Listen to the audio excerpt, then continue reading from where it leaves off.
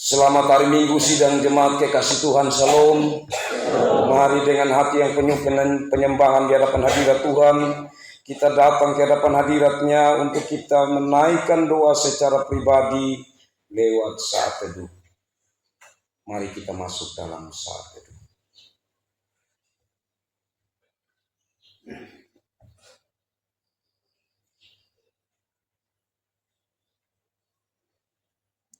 Pertolongan kita adalah nama Tuhan yang menjadikan langit dan bumi, yang memelihara kesetiaannya sampai selama-lamanya, dan yang tidak pernah meninggalkan perbuatan tangannya. Salam kasih karunia dan damai sejahtera dari Allah Bapa dan dari Tuhan Yesus Kristus dalam Roh Kudus menyertai saudara-saudara sekalian. Amin. Amin.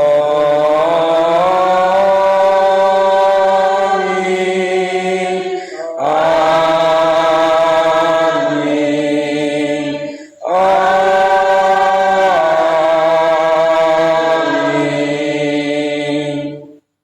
Disilakan duduk.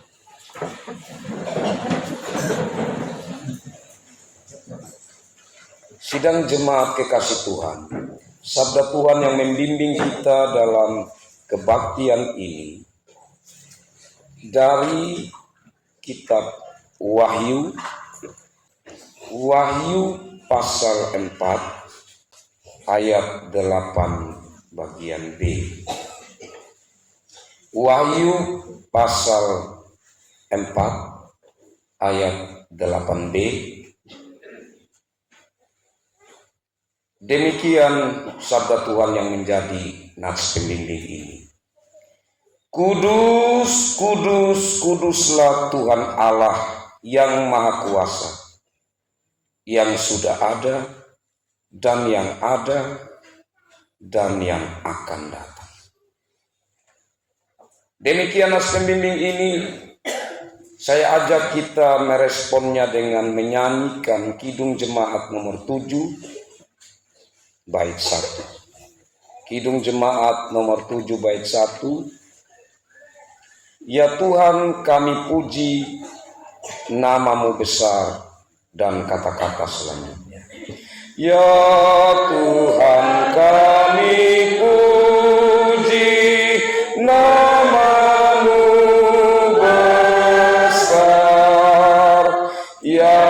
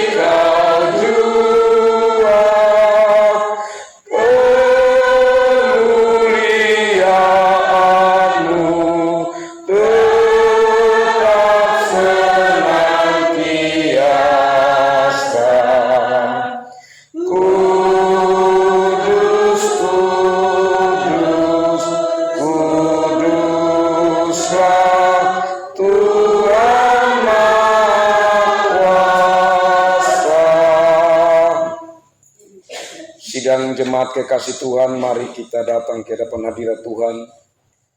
Kita menyatakan penyesalan kita atas setiap perbuatan yang kita lakukan yang tidak berkenan di hadapan hadirat Tuhan, dan yang dengan kesungguhan hati kita mohon pengampunan dari Tuhan.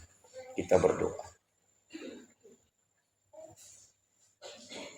Kudus, kudus, kuduslah Dikau Allah Tritunggal, Bapa, Anak, Roh Kudus, yang telah memanggil kami menjadi pengikut-pengikut Kristus, untuk menyatakan Allah yang sesungguhnya di tengah-tengah kehidupan kami, yang telah memanggil kami untuk menyatakan kekudusan Allah dalam hidup kami.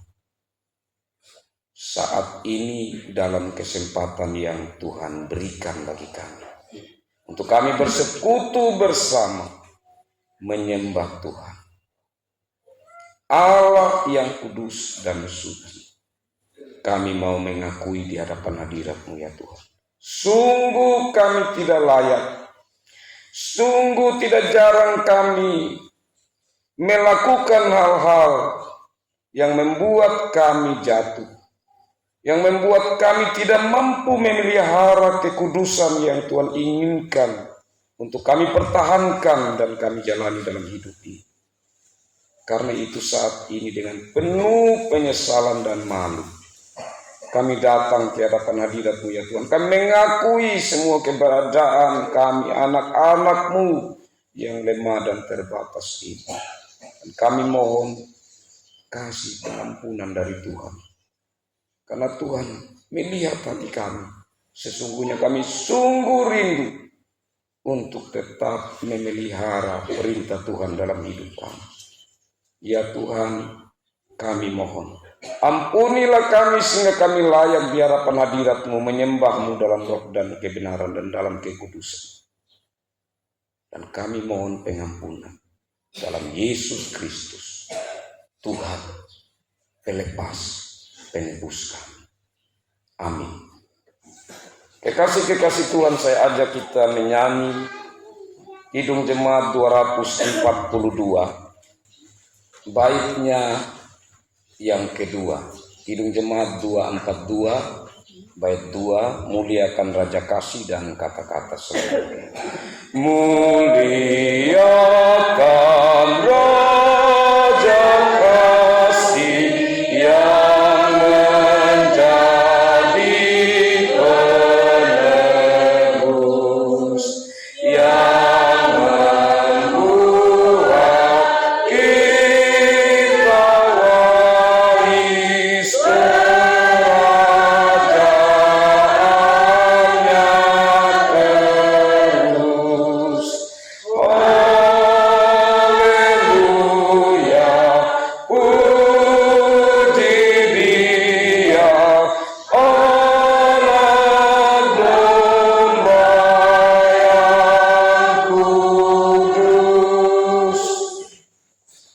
Demi nama Tuhan dan karena kuasa jabatan yang dikaruniakan kepada kami, kami menyatakan bahwa keampunan dosa telah berlaku atas setiap orang yang membenci dosanya dan yang sungguh-sungguh percaya kepada Yesus Kristus.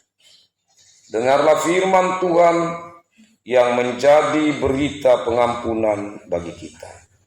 Ibrani pasal 10 ayat 19 sampai 22. Ibrani pasal 10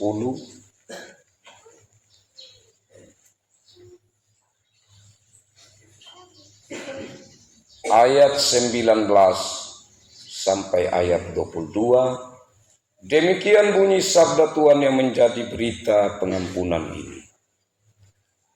Jadi saudara-saudara, oleh darah Yesus kita sekarang penuh keberanian dapat masuk ke dalam tempat kudus.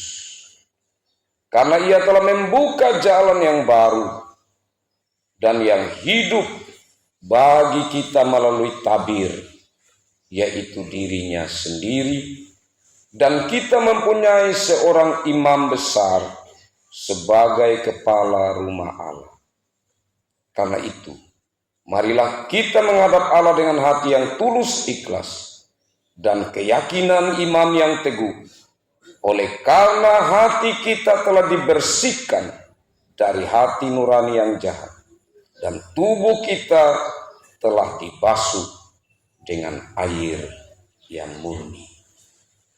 Demikian berita pengampunan ini. Sidang jemaat kekasih Tuhan, mari kita meresponinya dengan kita memuliakan Tuhan dari Kidung Jemaat 397 bait 1 dan 3.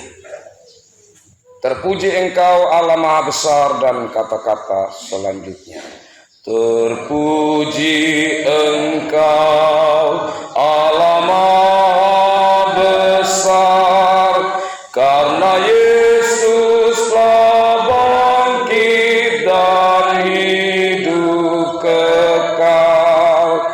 Haleluya, puji Tuhan. Haleluya, amin. Jiwa kami Kau jadikan segar abadi. Bait 3.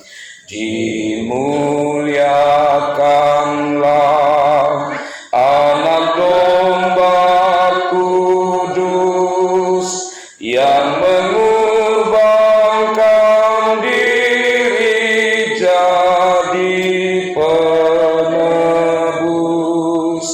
Haleluya, puji Tuhan. Haleluya, amin. Jiwa kami Kau jadikan segar abadi. Sidang jemaat kekasih Tuhan, sabda Tuhan yang menjadi petunjuk hidup baru bagi kita dari kitab Imamat pasal 20 ayat 26. Saya jemput sidang jemaat untuk berdiri.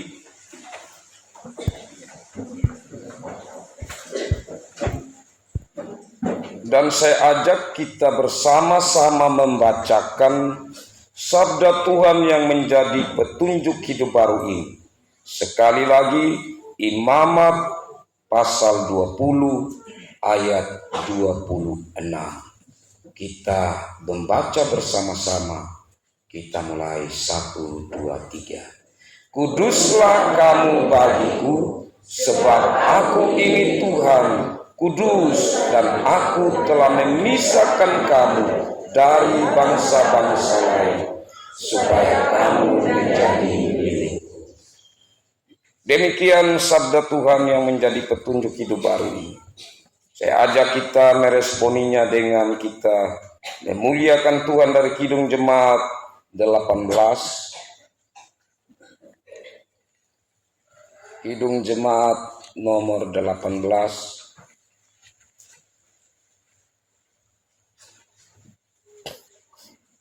Kita nyanyikan baitnya yang kedua.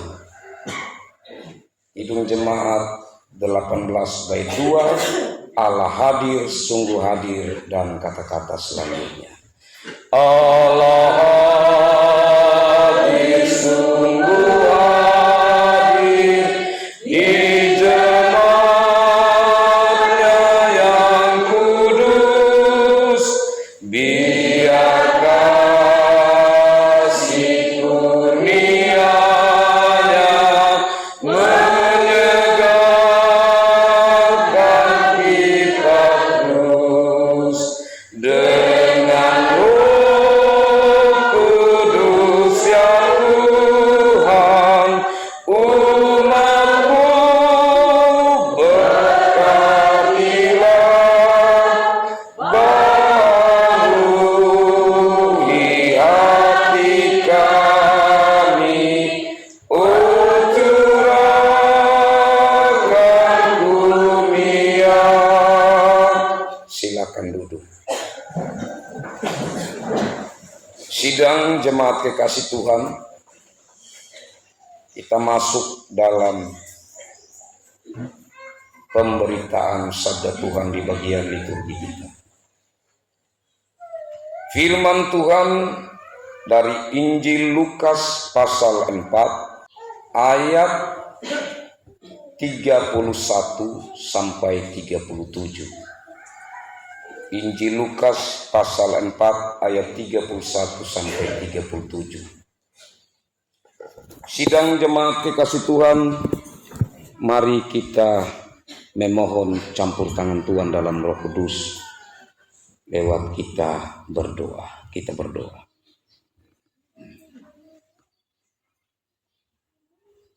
Ya Allah yang kudus, Allah yang memanggil kami untuk hidup kudus sebagai bagian dari menyatakan siapa Allah yang kami yakini. Kami menyadari bahwa kami butuh suara Tuhan yang memberi kepada kami pegangan untuk bagaimana kami hidup, dan kami menunjukkan kehidupan sebagai anak-anak Tuhan yang Tuhan panggil untuk memelihara kekudusan hidup.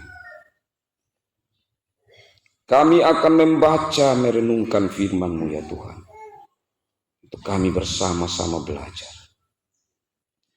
Kami mohon campur tangan Tuhan dalam Roh Kudus, baik kepada hamba-Mu yang Tuhan percayakan untuk memberitakan sabda.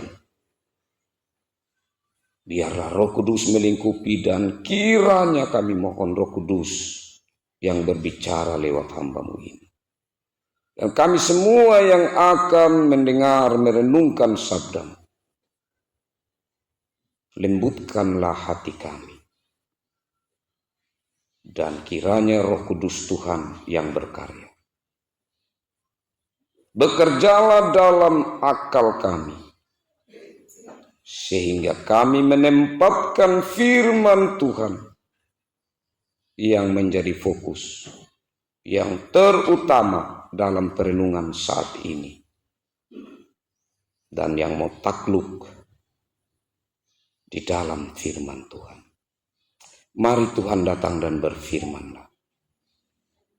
Kami anak-anak-Mu yang haus dan lapar akan kebenaran sabda-Mu, yang rindu akan firman-Mu. Kami siap untuk membaca, mendengar, merenungkan, bahkan dengan mengandalkan Roh Kudus, kami mau melakukan firman-Mu. Dalam Yesus Kristus kami berdoa. Amin.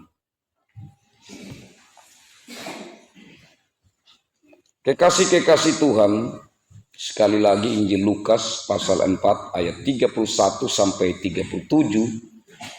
Dan saya membacakan bagi kita dalam Alkitab bahasa Wanukaka. Judulnya Natou Nahatamang Waditan. Mangahieu nahalak ta kota Kapernaum, tatana Galilea. Naulau nahakolaha datou telat hangahu anahabayang natou Yahudi. Dapanar dengan dahapakolan kadang napatikin anapawadi. Ta umaping pakapuang tau Yahudi no, enya hatau nahatamang waditana na makaulah wading. O Yehu tau naharet gahi amilim nimilik abi uladikan pamohumugam kupiagu agerau o papatura nahi al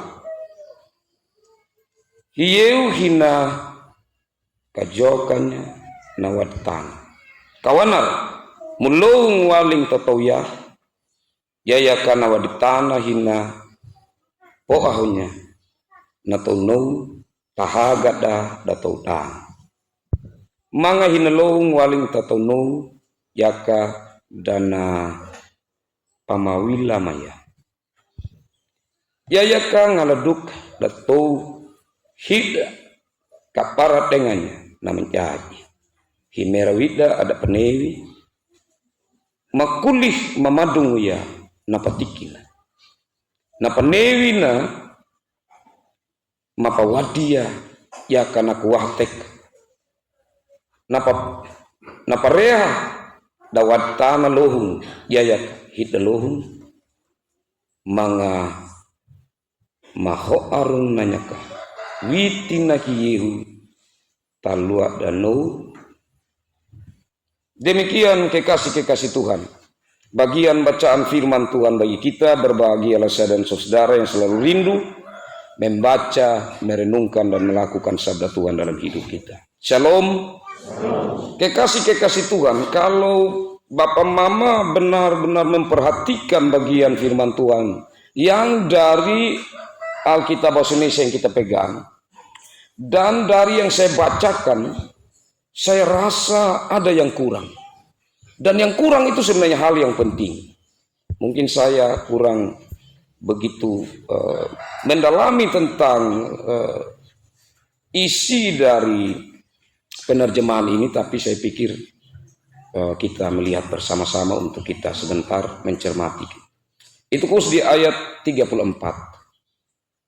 O Yehu Tonaharet dan seterusnya, dan ayat bagian yang terakhir, Kupiagu Agerau O Papaturana Hi Allah.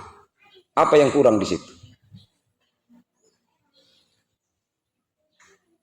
Ayat 34. Apa yang kurang di ayat terakhir dari 34 kalau baca di bahasa Indonesia yang tidak ada? Oh, Papaturana Hi Allah. Apa yang tidak ada di situ? Yang ayat terakhir, yang terakhir dari 34. Iya, coba keras. Itu penting. Di sini hanya utusan dari Papaturana Hi nama Pihamadi Dean. Benar kan? Padahal itu penting sekali. Dan inilah yang menjadi fokus dari perenungan kita saat ini. Kalau kita mengingat kekasih-kekasih Tuhan, khususnya bagi yang datang beribadah di minggu yang lalu, kisah tentang Yesus dicobai oleh iblis. Saya sampaikan kalau Bapak Mama masih ingat, bahwa iblis itu kenal baik Yesus. Dan iblis juga pendengar firman yang baik dan dia tahu firman. Hanya bedanya, iblis yang tahu firman, tetapi dia tidak menjalankan firman dengan lurus, tapi dia putar balik, belok. Saat Adam dan Hawa digoda oleh iblis, terutama Hawa. Iblis bilang, makan ini buah. Hawa bilang tidak. Kenapa? Kalau makan nanti melanggar firman Tuhan. Dan ada akibatnya. Karena Tuhan bilang, kalau makan buah itu maka engkau akan. Tapi iblis bilang, engkau tidak mati. Tetapi engkau menjadi sama dengan. Iblis tahu firman, tetapi iblis akan putar balik firman itu. Dan kekasih-kekasih Tuhan, apa yang dikatakan iblis memang sebenarnya ujungnya itulah yang benar yang disampaikan Allah, bahwa kalau engkau memakannya, Tuhan bilang mati. Iblis bilang tidak, tetapi pada akhirnya manusia mati. Dan di padang gurun iblis mengetahui siapa Yesus ini, bahwa Yesus ini adalah manusia tetapi sekaligus adalah Allah. Dan iblis mulai gencar. Pertama-tama iblis mengetahui kebutuhan dari kemanusiaan itu adalah perut. Perut itu penting. Dalam hal ini makanan. Kita ingat pencobaan tentang permintaan iblis untuk mengubah batu menjadi roti. Selanjutnya kekuasaan atau kedudukan. Iblis menunjukkan waktu di atas gunung yang tinggi, lihat semua ini. Ini saya punya, tapi saya serahkan kepada engkau. Tapi Yesus tidak mau. Dan yang terakhir, iblis mencoba. Intinya bahwa iblis mau menggagalkan rencana Allah dalam diri Yesus Kristus. Tapi Yesus Kristus tidak terjebak di dalam godaan iblis. Ada kemungkinan bisa terjebak sebenarnya karena kemanusiaan Yesus ada di situ.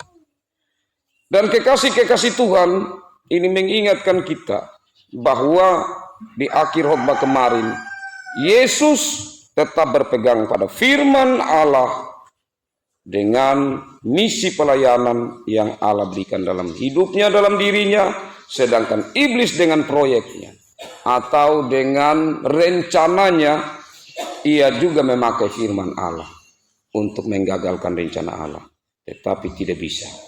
Karena itu kekasih-kekasih Tuhan, kita belajar bahwa firman Allah itu penting untuk kita pegang benar. Kalau begitu, kenapa gereja gencar sekali untuk benar-benar menyampaikan tentang hal yang benar? Karena yang benar itu iblis juga pegang, tetapi dia putar balik. Karena itu kenapa kami gereja berupaya untuk anak-anak muda katekisasi, supaya pegang betul itu kebenaran. Tidak mudah untuk digoyahkan oleh kebenaran-kebenaran yang banyak yang di sana iblis sudah menyusup. Yang berikut, kekasih-kekasih Tuhan, bahwa dalam bagian firman Tuhan hari ini, iblis kembali mau memproklamirkan. Kalau tadi hanya, atau kemarin itu dalam khotbah yang lalu hanya dengan Yesus, sekarang di tengah orang banyak, bahkan di rumah ibadah.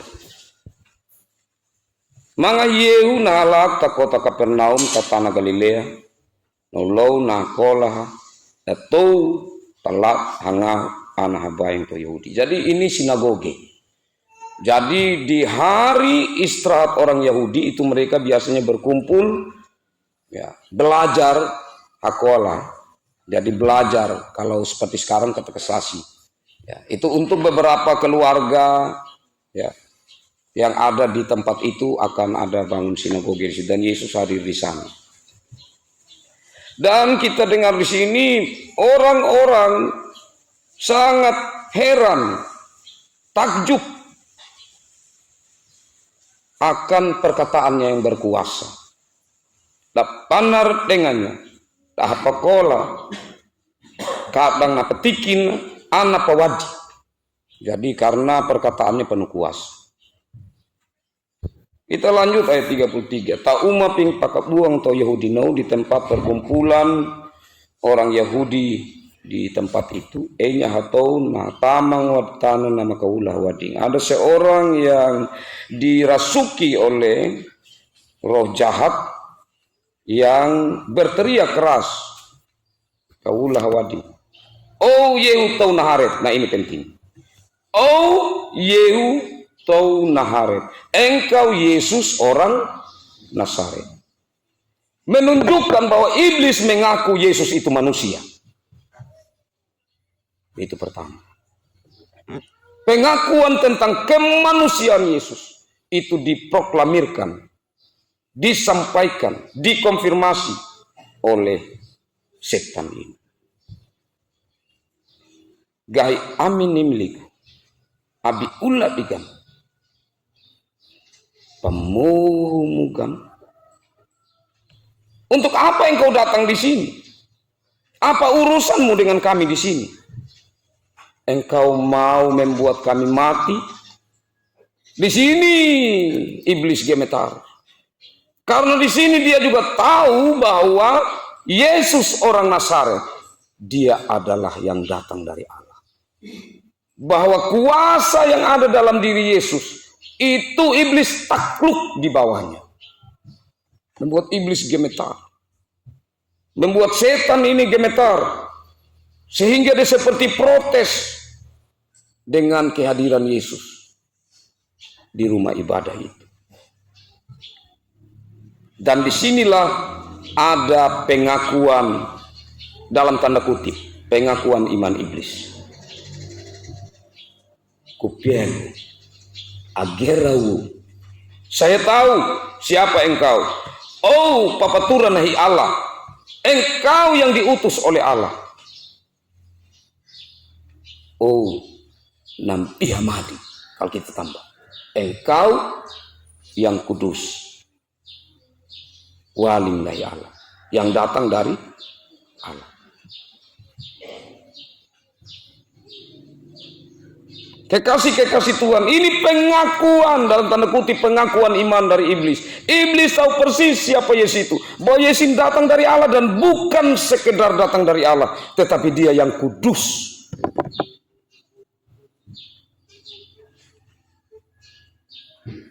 Berarti bagaimana rencana Allah?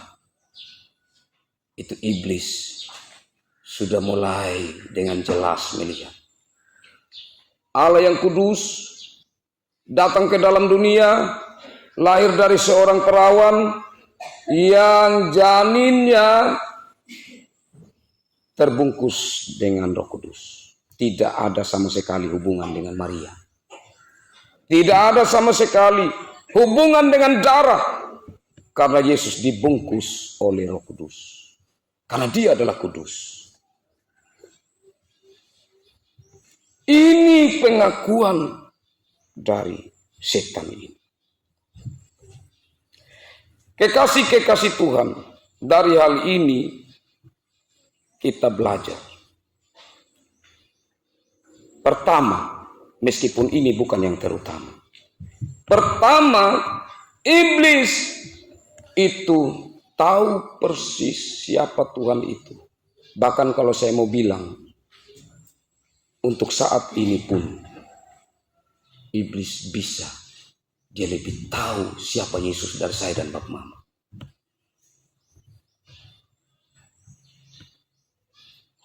Iblis tahu Yesus, iblis tahu firman. Dan pengakuan dari iblis di sini adalah benar.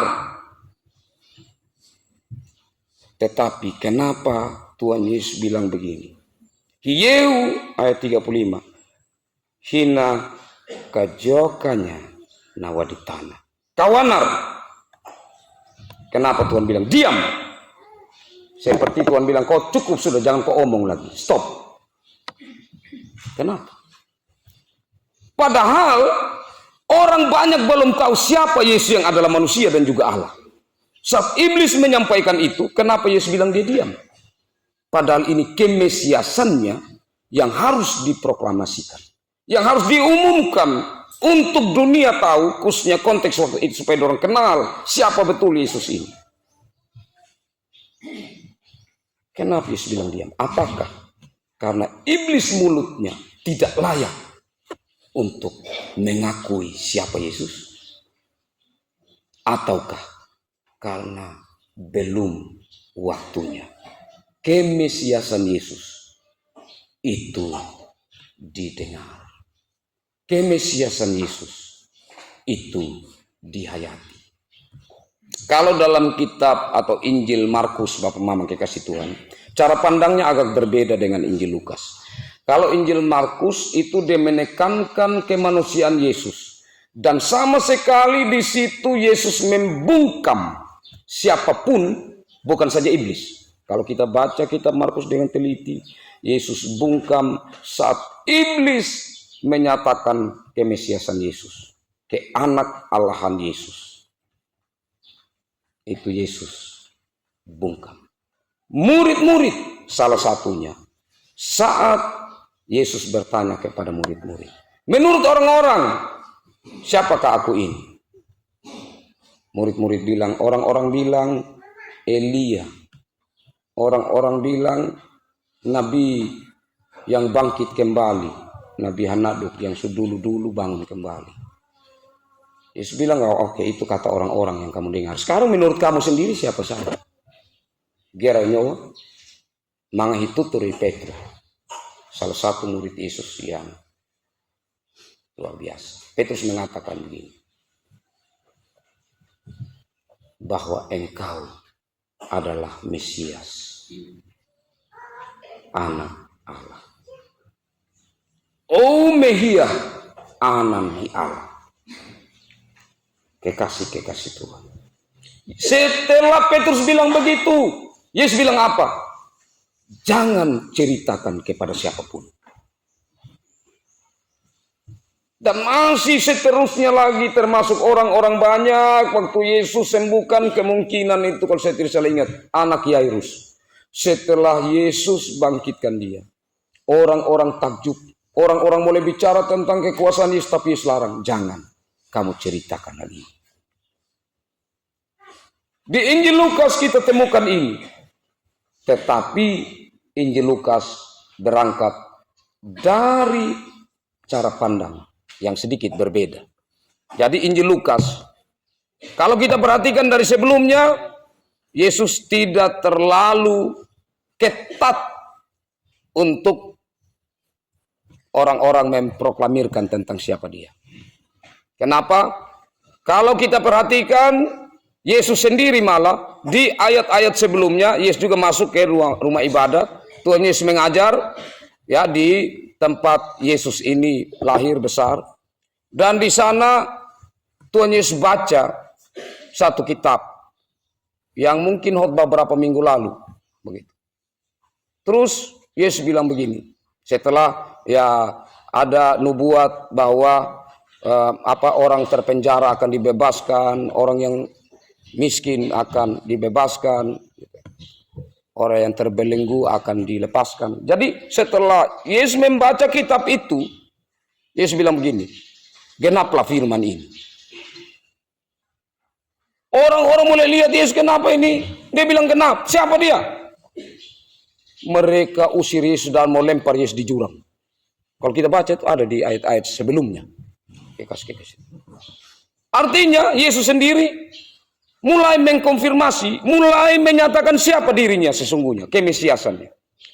Karena Yesus menggenapi apa yang dijanjikan di perjanjian lama. Saat Yesus membacakan di bait suci itu, di rumah ibadah itu tentang nubuatan dari kitab Nabi Yesaya, dan di situ Yesus kemudian menyatakan ini sudah genap. Artinya saya datang ini, dia sudah ini yang dinubuatkan. Itu orang marah sekali. Tapi di sini Yesus mulai. Artinya di sini saya mau mengatakan kepada Bapak Mama, ada sedikit perbedaan antara titik berangkat atau bisa dikatakan konteks tempat pelayanan dari Injil Markus atau si penulis kitab Markus dengan yang tulis Injil Lukas. Berbeda. Jadi di Injil Lukas di sini bukan untuk hal Yesus bilang diam, itu untuk menyembunyikan akan keanak-alahannya. Tetapi di sini Yesus mau mengatakan tidak pantas kau mengucapkan itu. Kenapa tidak pantas? Karena begini Bapak Mama. Iblis mengaku Yesus dari hati atau dari mulut? Mana yang benar? Dari hati atau dari mulut? Iblis mengakui Yesus dari hati atau dari mulut? Dari mulut. Hatinya menolak. Benar tidak? Dari mulut dia bilang, oh, napa paturana hi Allah nam ihamadi. Itu mulutnya. Yang dia juga mengerti dari pikirannya. Tetapi hatinya menolak Yesus. Inilah iman yang berbeda atau pengakuan dari si setan dengan orang Kristen. Orang Kristen mengaku dari hati, keluar dari apa yang ada dari hati, ya, atau apa yang kau ucapkan itu keluar dari perbendaharaan hatimu. Hatimu jahat, yang keluar itu jahat. Hatimu baik, yang keluar itu baik. Artinya kekasih Tuhan. Bahwa saat saya mengatakan Tuhan, Tuhan itu dari hati. Atas dasar pengakuan bahwa yang saya sebut ini benar-benar adalah Tuhan. Dan Tuhan ini bukan Tuhan yang lain-lain. Tetapi dialah Allah yang maha tinggi.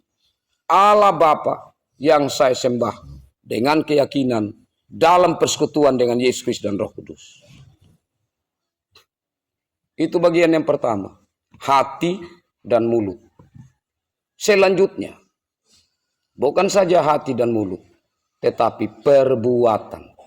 Iblis mengaku bahwa Yesus, engkau adalah yang datang dari Allah, yang kudus atau yang kudus yang datang dari Allah. Tetapi dalam perbuatannya, dia terus menghalangi karya Allah dalam Yesus Kristus. Dia ingin menggagalkan karya Allah untuk menyelamatkan kita, manusia dan dunia ini. Dan memang itu yang tidak berubah dari iblis. Jadi jangan pernah harap kita berdoa supaya iblis bertobat. Hal yang tidak mungkin. Pemberontakan yang sudah berakar dalam dirinya. Karena bersyukurlah kita manusia yang masih memiliki kemungkinan untuk itu. Atau bertobat. Tapi kekasih-kekasih Tuhan, hati-hati jangan sampai saya dan saudara diperdaya oleh iblis. Hati-hati. Karena apa? Karena itu tadi. Mulut, hati, perbuatan. Jangan sampai kita terjebak oleh iblis. Kita hanya terus Tuhan, Tuhan, Tuhan, mengakui Tuhan. Orang apa? Orang Kristen. Percaya Tuhan Yesus. Percaya sama sekali. Tapi hanya mulut. Hatinya sebenarnya. Bel gereja juga tidak tergerak. Hatinya menjadi beku. Itu bisa diperdaya oleh iblis. Iblis itu Bapak Mama jangan anggap kita punya tipu-tipu, kita punya apa ini. Itu paling hebat. Tidak. Kecilan di hadapan iblis. Kan dia adalah Bapa segala pendusta. Alkitab bilang begitu. Iblis, bukannya saya bilang yang lalu, kita bukan untuk mengagungkan iblis. Tidak. Tetapi untuk kita berhati-hati. Karena kekuatannya besar sekali. Sebentar saya terakhir akan menyampaikan. Kenapa kekuatan iblis itu besar dan kita perlu hati-hati. Hati-hatilah jangan sampai kita diperdaya, Bapak Mama kekasih Tuhan. Iblis ini kadang tampil seperti malaikat terang. Memang sebelumnya di malaikat. Tetapi kemudian dia menjadi malaikat kegelapan. Dia tidak lagi memiliki terang dalam hidup. Karena kekasih-kekasih Tuhan. Kalau kita renungkan bahwa sampai Yesus disalib dan mati, iblis tertawa. Iblis merasa bahwa ia sudah mengalahkan Yesus. Tetapi sekaligus juga saat Yesus turun ke dalam kerajaan maut dan berperang dengan iblis, berperang dengan kejahatan. Hari ketiga, Yesus bangkit. Iblis begitu terpukul. Iblis begitu tidak berdaya. Tetapi itu karena Yesus. Tetapi ia punya akal. Tidak selesai. Saat Yesus di khotbah yang lalu sudah tidak mampu lagi dicobai oleh iblis. Di bagian akhir iblis dia kemudian mundur. Dia mau cari lagi momen lain waktu terbang. Momen yang dia sudah upayakan untuk menjatuhkan Yesus itu sudah tidak bisa dia lanjutkan. Karena itu apa yang dia lakukan tidak bisa dengan Yesus tetapi bisa dengan saya dan saudara. Iblis itu dia akan berupaya merampas pengikut-pengikut Yesus untuk menjadi bagiannya. Untuk menjadi anak-anak dalam kerajaannya. Ini perlu untuk kita hati-hati. Selanjutnya kekasih-kekasih Tuhan, saya katakan tadi bahwa iblis itu sungguh sangat kuat. Dan kita pada dirinya kita sendiri sulit untuk kita melawan dia. Pertama, kita diajak minggu yang lalu berpegang pada firman Tuhan. Berpegang teguh, jangan goyah. Jangan mau ada satu tawaran kebenaran lain yang keluar atau yang tidak cocok dengan kebenaran Tuhan. Harus tetap berpegang. Tapi kemudian yang kita syukuri Bapak Mama. Karena Yesus tahu murid-muridnya akan menghadapi cobaan di mana iblis tidak mampu untuk melawan Yesus, untuk menggoda Yesus. Tetapi iblis tetap berupaya untuk merampas murid-muridnya. Karena Yesus bilang apa? Kamu pulang, tapi jangan dulu. Jangan dulu untuk kami, kamu beritakan tentang saya. Tunggu sampai apa Bapak Mama? Sampai Roh Kudus turun. Manusia kita mana mampu, Bapak Mama? Tidak mampu, jangan andalkan diri kita. Tidak bisa kita lawan. Tapi dengan Roh Kudus kita akan mampu. Itulah sehingga Tuhan memberi kepada kita penghibur, Tuhan memberi kita kepada kita penolong, Tuhan memberi kepada kita spirit, yaitu Roh Kudus, untuk kita mampu menjalani hidup ini. Kalau begitu Bapak Mama buka diri selalu ya, supaya Roh Kudus ini ada dalam hidup kita. Bapak Pendeta, bagaimana saya tahu ada Roh Kudus? Saya pernah khotbahkan lama sekali. Roh Kudus itu seringkali berbicara dalam hati saya dan saudara. Saat kita melakukan ini tidak benar, Roh Kudus akan berbicara di hati kita dan kita merasa tidak aman. Kita merasa seperti ada pedang yang menusuk diri kita. Kenapa engkau mengatakan itu? Aduh. Tapi kalau yang mengeraskan hati, dia menutup. Hati-hati, menutup diri terus. Kalau Tuhan yang tutup, sulit untuk dibuka. Kalau begitu, dengar selalu firman Tuhan. Kalau tidak, nanti ada majelis, bahkan pendeta pun berulang-ulang, itu orang tidak akan bisa lagi hatinya lembut. Firaun, dia terus mengeraskan hati, yang Tuhan lakukan akhirnya, mengeraskan hatinya. Saat Tuhan mengeraskan hati Firaun, tidak akan bisa lagi dilepas umat Israel. Bahkan sampai anak-anak yang sulung di Mesir, termasuk anak Firaun yang sulung, itu dimatikan semua, dibunuh. Terpaksa memang awalnya.